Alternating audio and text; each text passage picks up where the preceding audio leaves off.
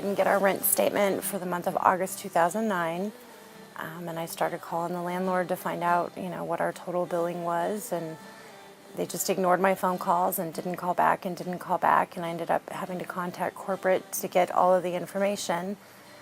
We went in, we paid the rent, we thought everything was done, and then we got served with court papers, and finally again called corporate, and they said, oh no, everything's fine. They received the payment. And so we paid September's rent, and then when we got our billing for October, there was a $280 late fee assessed. And I started calling on that, trying to find out why they were billing us. And again, management never returned phone calls. And then the fourth manager that we had at the complex just really started harassing us.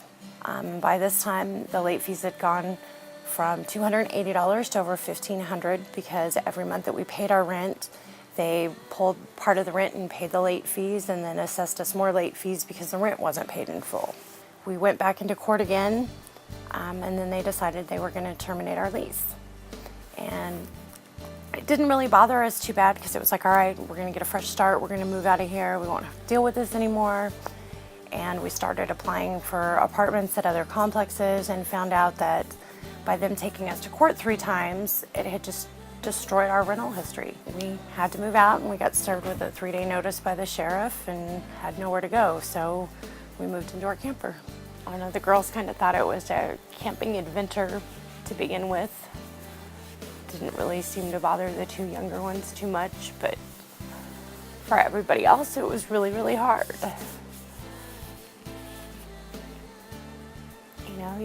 You don't think about the simple things like running water and where you're gonna do laundry at. It was miserable. Our oldest daughter decided to run away from home.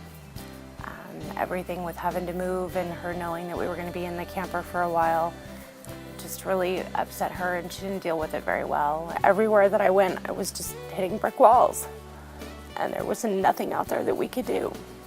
Was doing the searches online and came up with Catholic Charities, and I called the number that was there and got transferred over to Eric, and I left him a voicemail, and he called me back the same afternoon.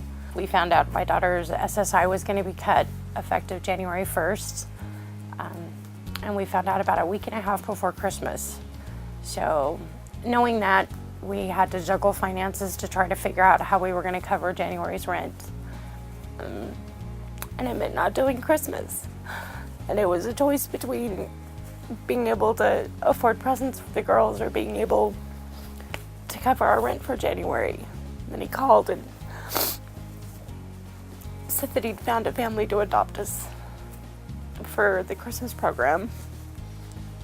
And he came out and delivered what to us felt like a mountain of presents, and the girls were just thrilled, absolutely thrilled.